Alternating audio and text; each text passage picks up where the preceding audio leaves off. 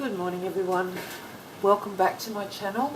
My name is Lynn and I am Pretty Papercraft 67, and today's the day we're going to do the part 3 of the little Manilla Folder Folio and the giveaway winner. I've got all my names in a cup ready to go. I've tried to think a little bit ahead and get some supplies and stuff organised. Because we've only got half an hour because the camera cuts out, so I've got my eye on the time and we'll see how far we get. This might spill over into an add-on part, but we'll see how we go. So hello everyone, I hope everyone's having a wonderful Saturday. It's Saturday here in Australia and we have a touch of winter and it's just beautiful. I love it, I love it. I've been so looking forward to winter this year. So yeah, it's really comfortable to sit in the craft room. So where we left off on the part 2, we had built our wallet. We had inked around all the edges, and then we had put our pretty paper. This paper line again is called Sunny Day, and it's from Antique Papery. Very, very pretty. We had papered it all inside, and I had said that I wanted to machine stitch, so I machine stitched the entire folio off camera. But then it dawned on me that this can be a little bit confusing to sew around, and of course I didn't do that on camera to show you, so I won't sew this on camera, but I've just got the blank one here and I'll just try and explain how the sewing how my sewing process goes, so that you don't, close up your pockets and things like that. It can get a little bit tricky, but anyway, we'll see how we go. So to sew the Manilla Folio, we've got it folded. Here's our pockets with the side tucks in them there. And our top pocket and our second pocket. So the way that I do it is I unfold it like so, making sure that you've got your double thickness here, which is our slide in pocket, and I simply sew along this line here as close to the edge as I possibly can, because this is your pocket opening here, and the further down that you sew reduces the amount of pocket space you have. So I sew that along there, bearing in mind that this is all patterned papered. We've gotten to this stage with all our papering. So yeah, sewing along this line. Now I like to do a really messy straight stitch, and sometimes I incorporate into that a zigzag stitch as well, but whatever you like to do. So those two then would have been sewn across. Then I flip it out and I take this piece here. We've got your top pocket and this creates our second pocket. So it's this piece here and then opening it up, and I sew along here in my stitch of choice, whatever stitch you'd like to do. And again, this one doesn't have to be so close to the edge because you're not reducing any pocket size here. But yeah, just wherever you want to stitch all the way along. And I tend to do a double stitch. I run it through once and I run it through again, and I just purposely make it really messy.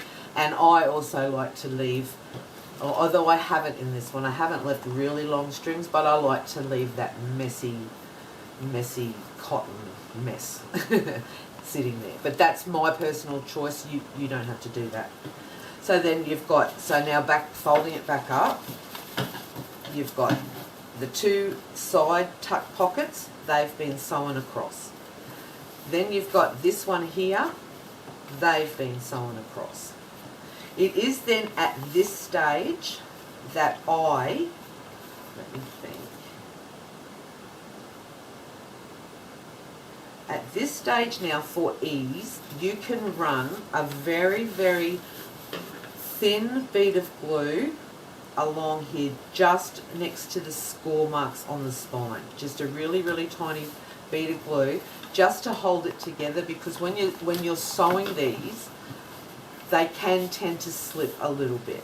So by putting your bead of glue along here and then closing it down, you've in effect closed off these two pockets, which is what we want. And then, after you've done that, you wait for your glue to dry. Then I'm just trying to think.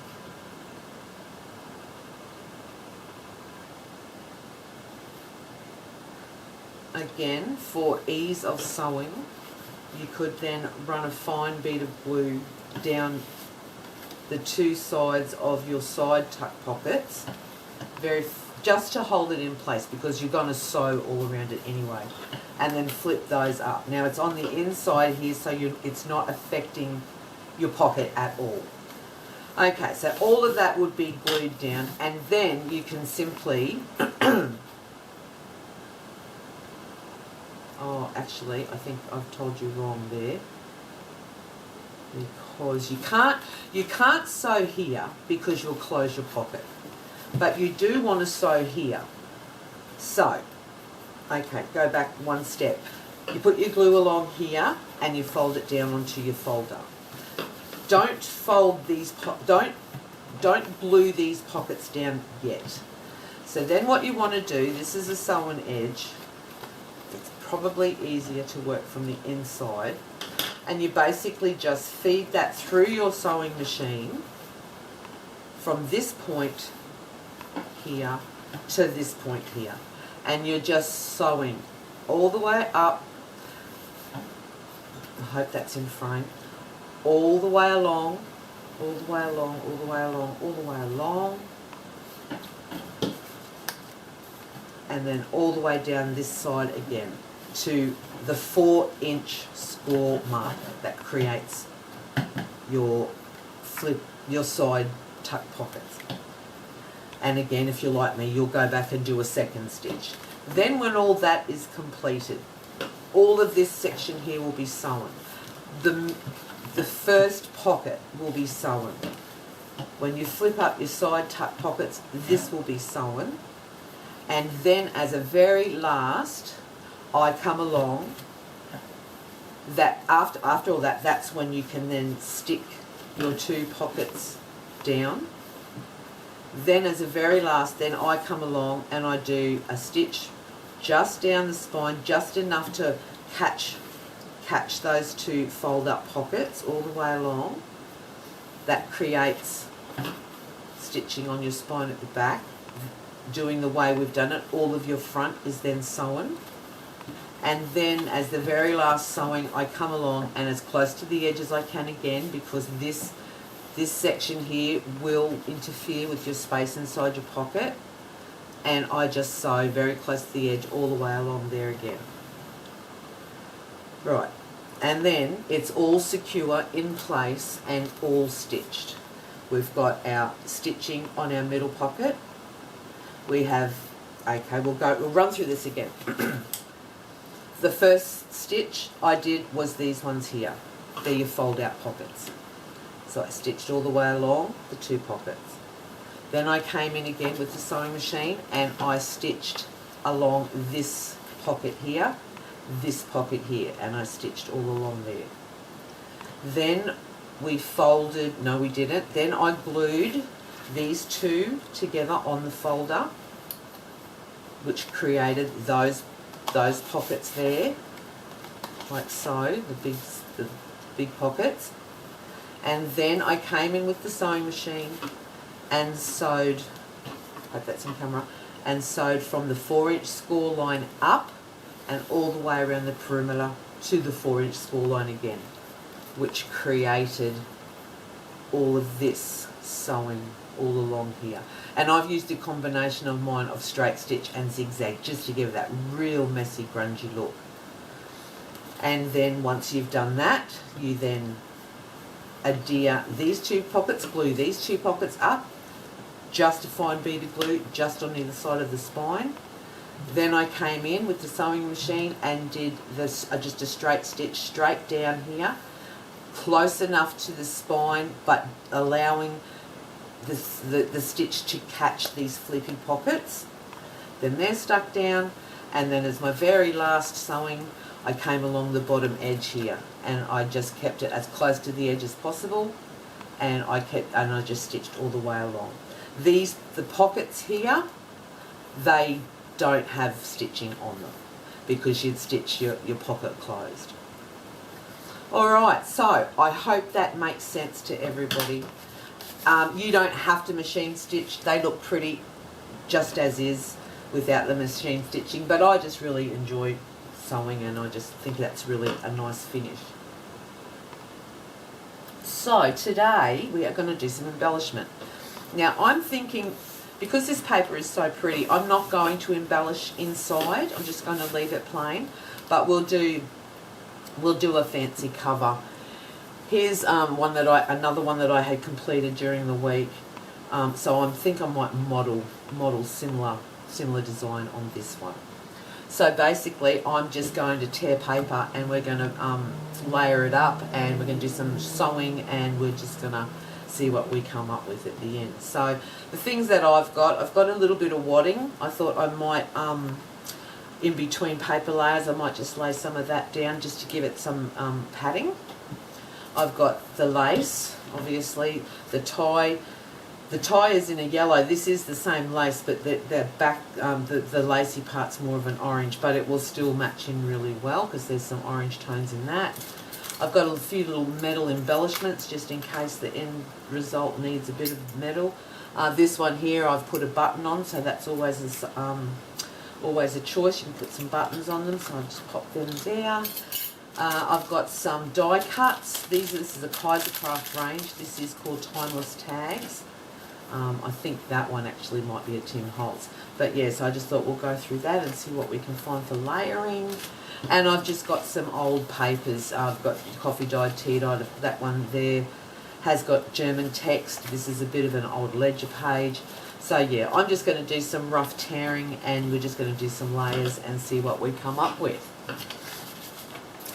Yeah, so I just kind of very roughly measure the size of the area that I wish to cover, and just basically tear some paper.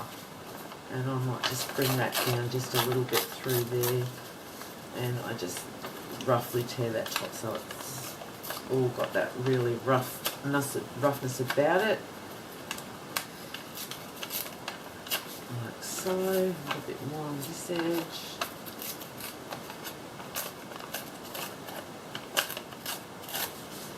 And just pop that one there like so. And then we might put a bit of text in there as well. I don't know what this says. It's German. My husband is German, but he couldn't read it either. Apparently in Germany there's a few different dialects, so, and yeah, I think that's nice there. The pages at the back, you don't always see a lot of them. They're basically just to create a bit of layering, just some texture in there. So I like that kind of thing. Now I want to bring in a flower, and I really like this here, but that's nice too. That's nice too. Or we've got this other page with the purples. No, I think we might stick with this one here, and I might just, I'm just going to give that a bit of a tear and just see if that could look cool, even though it's on the side, or maybe. All my scraps and stuff, I keep all of that. I'm thinking I might do a third. Whoever wins this ephemera folder folio, I really want to fill it full of all your tags and things like I have with these ones here, tags and journaling cards and bits and pieces. So we might do a third video, and I'm thinking I might make a masterboard on film, on camera, and then cut it up into the ephemera that will go in this folio. So yeah, I like that there. So all of your scraps, all of this type of thing, keep that because they're really great. A masterboard's just like a big collage, so they're really, really great. Now I want a bit of lace in here, and I'm just choosing the same lace that I had for the ties, and it's a slight different colour, but that's fine. And I'm just going to kind of like tuck that in there so it comes out on the side a bit. I'll tear down this one here just to keep it rough. Yeah, same, it's this one. That there, and what else do I want? Oh, some layering cards. So I'm thinking something like a tag in there poking out, and maybe a ticket in there like so. There's a fair bit about that like that. And then I'm really loving a butterfly. I'm really loving that. All right. And I don't know that I will put any wadding in there. Okay, so then what's the time? How are we going? We've got 10 minutes. I think this will be a part 2 add-on just so we can do the giveaway. Alright, so I just go around and I roughly ink up all my edges of, I love the inked edge, it gives it that old world grungy feel.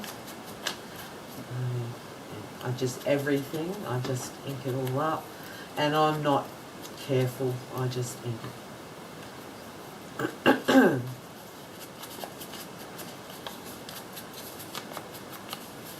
I hope everyone had a great week. It looks like we're finally coming to the end of some of this isolation. I haven't minded it at all. I do enjoy being at home. But yeah, I have to go and see my mum. I haven't seen her for weeks. She doesn't live that far away, but here in Queensland they brought in the rule that you can't travel outside of your suburb or you risk a fine. And Mum does definitely live outside of my suburbs, so yeah, I'll go up and see her throughout the week. So that'll be nice. Okay, so we've got all our inking done. That was nice and quick. And again, I'm just going to go back through and layer this up how I think. That one in behind there. I think I have this one in there, like so. Maybe it was there. We've got our focal point, and we're going to pop our lace in here. Lace in there. And this is just play, just enjoy what you're doing in this stages. I know it can get a little bit overwhelming sometimes. It did take me some time to learn the art of layering. There is a art to it. But yeah, I think when you take away your own pressure about it, that's when it all just comes into play. So yeah, just have a bit of fun with it. Yeah, I'm happy with that. So now what I'm just going to do, I'm just going to run that through the machine. I don't even bother about sticking all these together, but you'll most certainly can if you want to. I'm just going to quickly run this through, and I've just got this on a straight stitch. And I find that if I just sew around the edge of the focal point, it catches everything anyway. And then you have that kind of real rusticy, raggy edges that are all loose, and you can, yeah, feel the texture in your fingers and stuff like that. And I'm just going to do a second messy stitch around, because that's what I like to do. I just love doing this.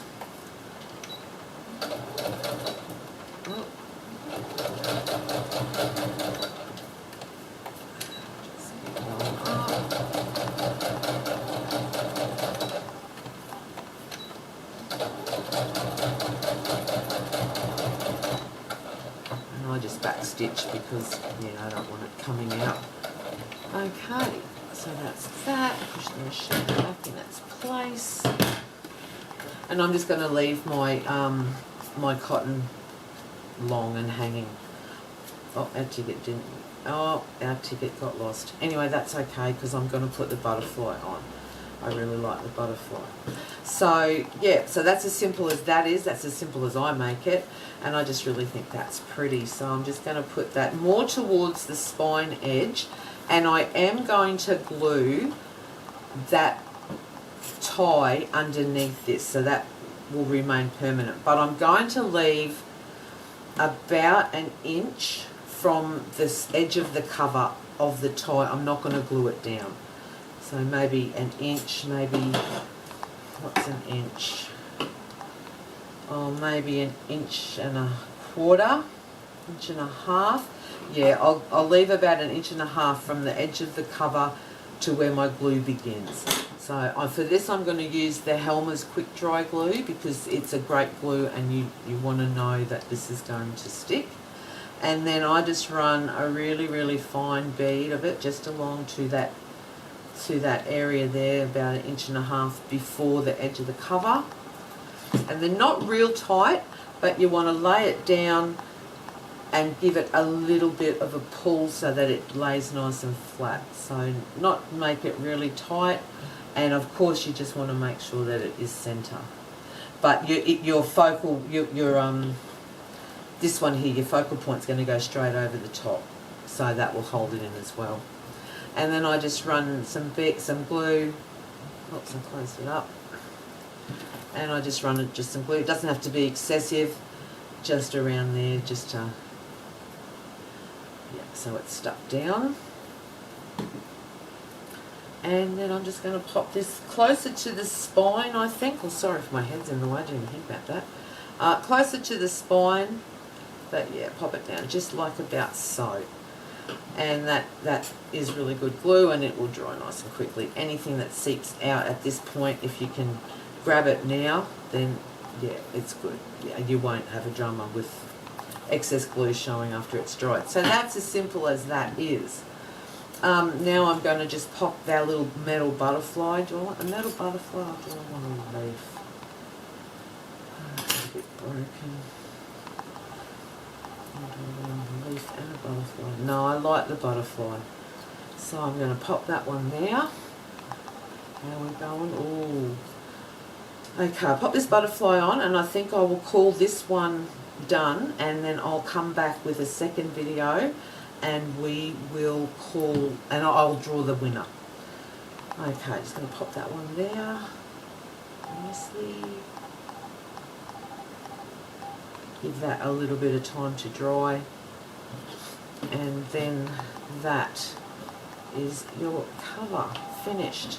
And you can get as highly embellished as you want. You can put paper flowers on there, your buttons on there. You can actually do a fabric slow stitch textile piece to put on the top there. There's so many options, it isn't funny. So, but I just really think that's lovely. It's vintage, it's grungy, it's been distress inked, it's got, you know, a bit of ephemera. We've tied in the pattern, paper pattern into there. You've got to always have a bit of metal. I love a bit of metal on my journals. So yeah, that's really, really pretty. Alright. Okay guys, I will call this a video, but I'll get straight back on and I will draw the winner of this one. Alright, I'll see you again soon. Thank you. Bye.